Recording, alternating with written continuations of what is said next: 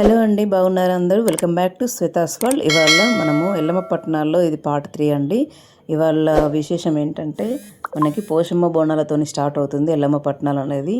ఆ రోజు ఒక రోజు ముందు నాడే మనకి గౌడ సంఘం తరపున కమ్మరి వాళ్ళు కుమ్మరి వాళ్ళు అంటారు కదా, వాళ్ళకి ఒక ఇద్దరిని ఆ ఊరిలో ఇద్దరు వ్యక్తుల్ని అంటే ఇద్దరు కుమ్మరి వాళ్ళ దగ్గర నుండి కుండలు తెచ్చుకుంటామండి.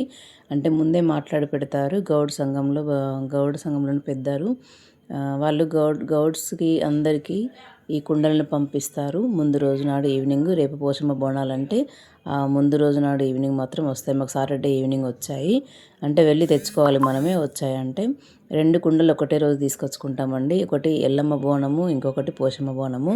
ఫస్ట్ రోజు మాత్రం మనం బొడ్రాయికి నీళ్లు పోసి వచ్చినాక నెక్స్ట్ సాటర్డే పోసి వచ్చాము. సండే రోజు పోషమ్మ బోనాలు కాబట్టి పోషమ్మ బోనం తయారు చేసుకోవడానికి ఈ ప్రిపరేషన్ జరుగుతుందండి.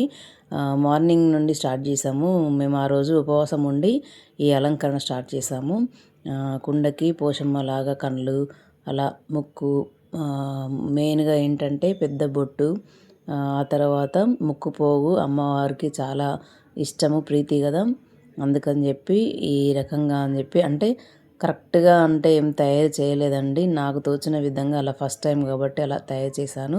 అది కూడా పిల్లలు ఆడుకునే కలర్స్ ఉంటాయిగా, వాటితోనే అప్పటికప్పుడు అలా రెడీ చేసాము. ముందుగా అయితే అనుకోలేదు.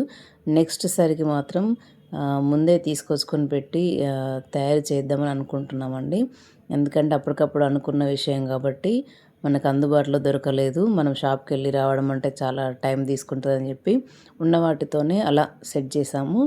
కుండకి మొత్తము నైట్ అంతా అమ్మ నీళ్ళలో నానబెట్టింది కాబట్టి కొత్త కుండలని నెక్స్ట్ డే మార్నింగ్ తీసి బయట పెట్టి కొంచెం ఆరగానే ఆయిల్ మొత్తం కుండకి ఆయిల్ రాసి ఆ తర్వాత పసుపుని మన టీ జల్లెడ కానీ నార్మల్గా మనకి పెద్దవి తీసుకుంటే ఏమవుతుందంటే కుండ మీద పడకుండా కింద పడిపోతుందని టీ జల్లెడతోని అలా పైన పైన చల్లుకుంటూ పసుపు మొత్తం సెట్ చేశాను. ఆ తర్వాత ఇలా ఇయర్ బడ్ తీసుకొని ఒక షేప్ వచ్చేలాగా ఐబ్రోస్, కుంకుమ, ముక్కు, మనకి ముక్కు పోగు ఇలా తయారు చేసి ఆ తర్వాత కలర్స్ని ఇలా పెట్టడం జరిగింది. ఇది ఆల్మోస్ట్ ఒక 4-5 అయిందండి మనము పోషమ్మ దేవతలాగా తయారు చేయడానికి. అంత ఇష్టంగా శ్రద్ధగా ఎంతో ఆచితూచి చేయాలి కదా, ఎట్లా పడితే అట్లా చేయడం కాదు. అందులో ఫస్ట్ టైం కాబట్టి తర్వాత రోజు ఎల్లమ్మ బోనం కూడా తయారు చేసామండి. ఇది పోషమ్మ బోనం కదా. ఎల్లమ్మ బోనానికి మాత్రము కొంచెం ఒక 2 రోజులు టైం వచ్చింది. ఒక రోజు టైం వచ్చిందండి, ట్యూస్డే కాబట్టి. మేము సోమవారం అట్లా షాప్కి వెళ్ళి కలర్స్ అన్నీ తీసుకొచ్చి చేసాము. అందులో ఫస్ట్ టైం కదా చేయడం కొంచెం అటు ఇటుగా ఇదైంది. ఇక్కడ చూడండి, ఇందాక చెప్పాను కదా టీ జల్లెడతోనే అలా చేసాము అని పసుపు అని. అయినా మనకి ఈవినింగ్ అలా పోషమ్మ బోనం ఎత్తుకోగానే పసుపు అంతా పడిపోయిందండి, కరెక్ట్గా అనిపించలేదు. అందుకని నెక్స్ట్ ఎల్లమ్మ బోనానికి మాత్రం కంపల్సరీ కలర్స్ తెచ్చి వేయాలని అనుకున్నాం. అలాగే వేశాను. కుండ మాత్రం చాలా బాగా అనిపించింది. అది మీకు ఇంకో వీడియోలో నేను చూపిస్తాను వ్లాగ్లో. ఇక్కడ నేను ఫింగర్స్తో రాస్తున్నా, చూద్దాము అంటుకుంటుందని, కానీ పర్లేదు. మళ్ళీ టీ జల్లెడతోనే అలా వేస్తున్నాను. మొత్తం చేతులకు అంటుకొని ఈవినింగ్ వరకు మొత్తం ఊడిపోయిందండి పసుపు అంతా.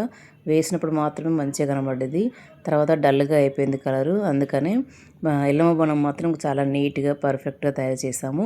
ఈ బోనం తయారు చేయడానికి ఏం చేస్తామంటే ఆ రోజు మార్నింగ్ నుండే ఆడపడుచులం ఎవరైతే ఉంటామో ఆ ఇంటికి ఆడబిడ్డలమందరం ఉపవాసం బట్టి ఎల్లమ్మ బోనం చేస్తాము. బెల్లన్నం అండి, బెల్లంతోనే అన్నం వండుతాం, పరమాన్నం.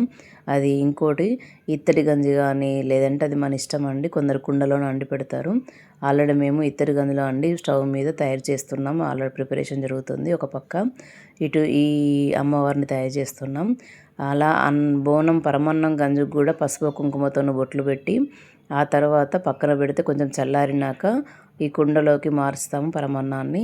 తర్వాత ఈ కుండ చుట్టూ వేపాకులతోని కూడా నేను మాల అల్లాను నాకు తోచిన విధంగా. ఫస్ట్ టైమే అన్నీ అయినా కూడా పర్లేదు, కొన్ని ప్లాస్టర్లు కూడా వేసాను, ఊడిపోతుంది వేపాకుల మాల అని.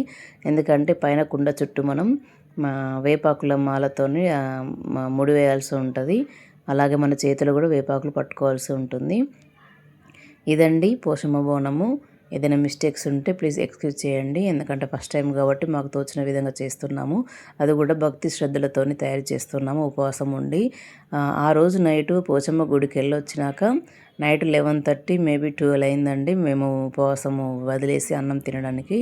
మళ్ళీ వచ్చి ఆ చెమట ఎండాకాలం కదా, ఆ చెమటను భరించి స్నానాలు చేసి అప్పుడు ఉపవాసం వదిలామండి. నేను పోషమ్మ గుడి ఎట్లా ఉంది, ఎట్లా చేశారు అనేది కూడా మీకు ఇక్కడ ఈ వీడియో లాస్ట్లో మీకు చూపిస్తాను చూడండి. చాలా అందంగా కనబడుతుంది కదా కుండ మాత్రం, పోషమ్మ కుండ.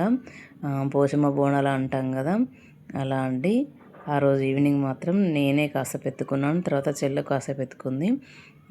గుడి దగ్గర ఏమేం జరిగిందనేది మీకు ముందు వ్లాగ్లో, నెక్స్ట్ వ్లాగ్లో కూడా చూపిస్తాను. అందుకే ప్రతిదీ పార్ట్ 1, 2, 3 అని అలా అప్లోడ్ చేస్తున్నానండి. కొంచెం కొంచెంగా అన్నీ ఒకేసారి చేసినా కూడా చాలా లాంగ్ అయిపోతుంది కదా వీడియో. అందరూ చూడడానికి కూడా ఇష్టపడతారో లేదో తెలియదు కాబట్టి అలా కొంచెం కొంచెంగా డివైడ్ చేసి పార్ట్ వైజ్గా నేను అప్లోడ్ చేస్తున్నాను. ప్లీజ్ ఈ వీడియో చూస్తున్న వారు కంపల్సరీగా లైక్ చేయండి, షేర్ చేయండి, కమెంట్ చేయండి, సబ్స్క్రైబ్ మాత్రం తప్పనిసరిగా చేయండి, మర్చిపోకూడదు. అలాగే మీ రిలేటివ్స్కి, మీ ఫ్రెండ్స్కి అందరికీ షేర్ చేయండి. ఎందుకంటే అలా కూడా కొంచెం వ్యూస్ పెరిగి మనకి సబ్స్క్రైబర్స్ కూడా వస్తారని ఏదో చిన్న ఆశ. ఇది నేను ఇన్స్టాగ్రామ్లో వీడియో పెట్టడం జరిగింది, దానికోసం తీసిన వీడియో. చూడండి ఎంత నీట్గా, ఎంత బాగా వచ్చిందో. ఆ పక్కకి వేపాకుల మాల కూడా అల్లాను నేను కుండ చుట్టూ పెట్టడానికి. చాలా అందంగా కనబడుతుంది కదా. ఆ తర్వాత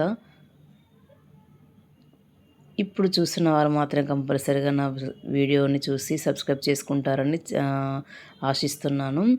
కంపల్సరీ ఇక్కడ నేను బెల్లన్నం చూపిస్తున్నా చూడండి. బెల్లన్నం మీద పోపు వేసారు జీడిపప్పులతో, డ్రై ఫ్రూట్స్తోని.